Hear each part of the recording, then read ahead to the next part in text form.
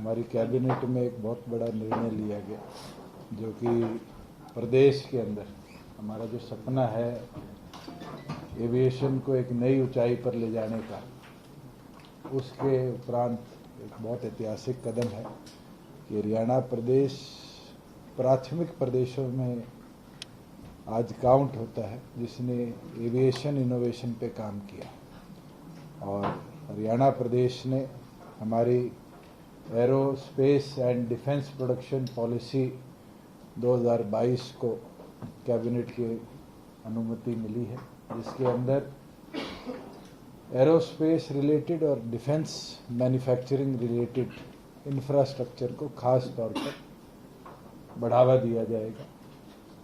आज के दिन लगभग 3% हमारे जीडीपी का डिफेंस प्रिक्योरमेंट में खर्च होता है, और आज भी डिफेंस के हमारे जितने कह दीजिए इम्पोर्टेंट पार्ट्स हैं, चाहे प्लेन्स के हों, चाहे मिलिट्री इक्विपमेंट के, चाहे नेवी के हों, वो इंपोर्ट होते हैं। और पिछले दिनों हमने यूक्रेन और रशिया में जो क्राइसिस देखे हैं, उसको सब्स्टिट्यूट करना प्रधानमंत्री का भी सपना है, और उनने भी आत्मनिर्भर भारत के माध्यम से हमेशा ये कहा है कि डिफेंस प्रोडक्शन अगर हमारे खुद के देश में हो तो सेल्फ डिपेंडेंसी बढ़ेगी और दूसरों पे डिपेंडेंसी जो है वो कम होगी। और उसके उपरांत एक बड़ा कदम हरियाणा ने उठाया है, खास तौर पर जो हमारे 5 एयर स्ट्रिप्स हैं, पिंजौर का, करनाल का, नारनौल का और भिवानी का, इसके 10 एकड़ के 10 किलोमीटर के दायरे के अंदर अगर कोई प्रोडक्शन करता है तो 5% उसका कैपिटल कॉस्ट का सरकार रीइंबर्स करेगी, जो कि 10 करोड़ तक की वैल्यू का होगा। और उसके साथ हिसार एविएशन हब के पास कोई प्रोडक्शन करता है तो 25 किलोमीटर तक हम 20 करोड़ तक की 5% की कैपिटल का उसको स्टेट से वापस रिफंड करने का काम करेंगे। उसके साथ जो हमारे बी, सी, डी ब्लॉक्स हैं, उसके अंदर भी SGST का बी के अंदर 50, 75 सी के अंदर, और डी ब्लॉक के अंदर कोई अगर डिफेंस और एरोस्पेस मैन्युफैक्चरिंग के ऊपर काम करता है तो 100% तक का SGST का 6 साल, 8 साल और 10 साल तक का हम रिफंड करने का काम करेंगे। सबसे इम्पॉर्टेंट चीज़ जो है कि आज पूरे दुनिया ड्रोन्स के ऊपर काम कर रही है, और हरियाणा भी उसको बढ़ावा देने के लिए कदम उठा रहा है। और हमारा टारगेट है कि अगले 5 साल के अंदर अंदर हम हिसार एविएशन हब के साथ साथ एविएशन मैन्युफैक्चरिंग, खास तौर पर ड्रोन मैन्युफैक्चरिंग के ऊपर फोकस करके काम करेंगे। इस पॉलिसी से मेरा अनुमान है कि हम अगर सक्सेसफुली हिसार एयरफोर्स जो हमारा एयरपोर्ट है उसके साथ इसको लिंक कर पाए तो हम सब्स्टिट्यूट कर पाएंगे इंपोर्ट्स अप टू $1 बिलियन, और एक बहुत बड़ी इसको हम अचीवमेंट मानेंगे कि हमने इंटरनेशनली एक एविएशन रिलेटेड डाइवर्सिफिकेशन हरियाणा की धरा पर लाने का काम किया है।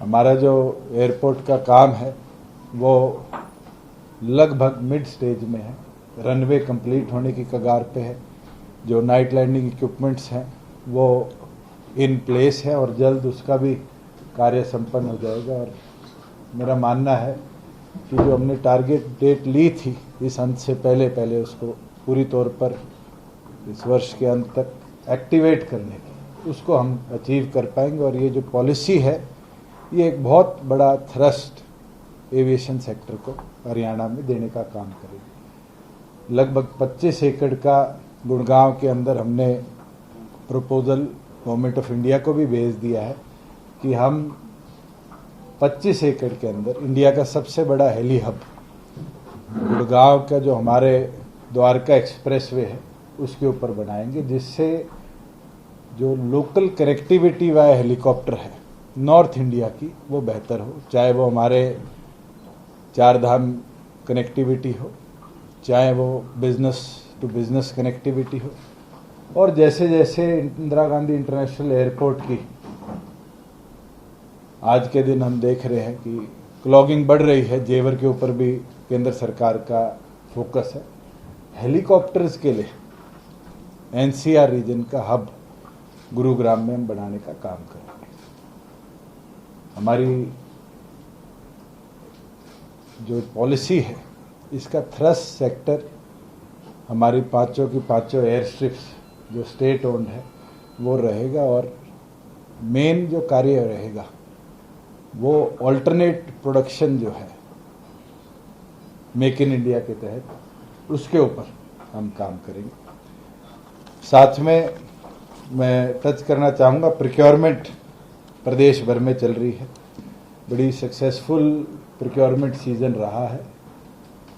लगभग जितना अनाज हमारी मंडियों में आया 100% लिफ्टिंग आज के दिन हो चुकी है, और गोदाउन भी और एफसीआई के रैक्स के माध्यम से दूसरे प्रदेशों के भंडारणों में भी उनको ट्रांसपोर्ट कर दिया गया है।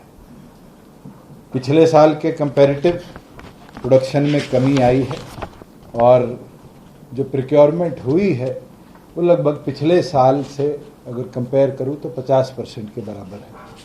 इसके अंदर फार्मर्स ने होल्ड भी किया है, दूसरे प्रदेशों से जो अनाज आता था वो भी इस बार नहीं आया, और तीसरी चीज कि इस बार जो वीट की क्वांटिटी, झाड़ जिसको बोलते हैं, वो भी कम आया है।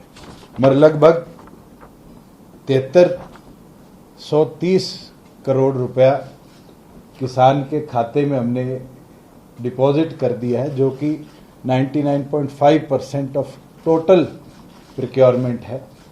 8 करोड़ रुपया ऐसा है 268 किसानों का जो बाउंस बैक कर दिया गया है। मैं आपके माध्यम से भी बताना चाहूँगा कि अगर किसी को दिक्कत आई है तो मंडियों में आज के दिन भी ऑफिसर्स तैनात हैं जो अकाउंट रीवेरीफाई कर पेमेंट को प्रोसेस कर सकते हैं।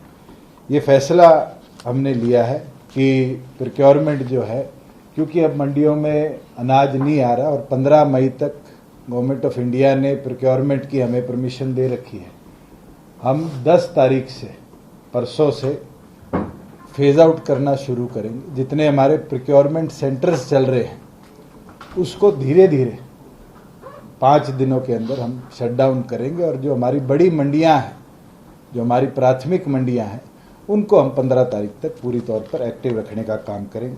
एक खुशी की बात है कि इस बार मस्टर्ड पिछले साल से 1.5 लाख हेक्टेयर में ज़्यादा उगाई गई थी।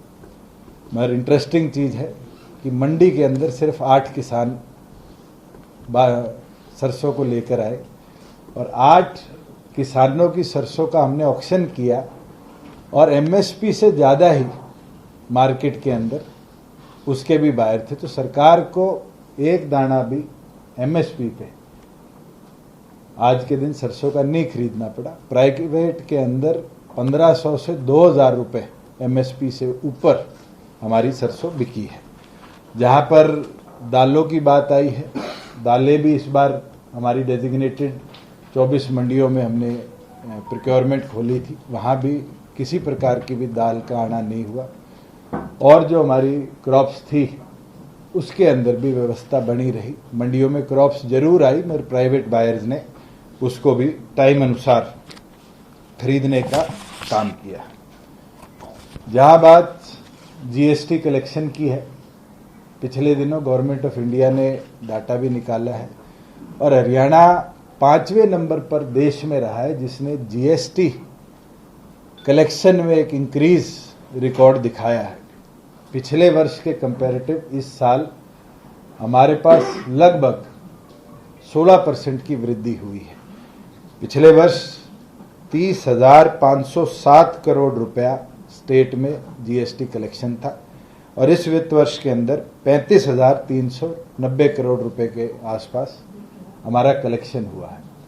मगर जो पॉजिटिव चीज़ देखने वाली है तो टोटल कनेक्शन हुआ है, जिसमें आईजीएसटी भी जाएगा, जो दूसरे प्रदेशों के अंदर प्रोड्यूस होकर चीज़ें गई है उसका रिफंड है। मगर जो हरियाणा का एसजीएसटी कलेक्शन है, जो हमारे स्टेट के खाते में पैसा रहता है, वो पिछले वर्ष 11,959 करोड़ था और इस वित्त वर्ष के अंदर 15,115 करोड़ रुपया वो जीएसटी कलेक्शन है।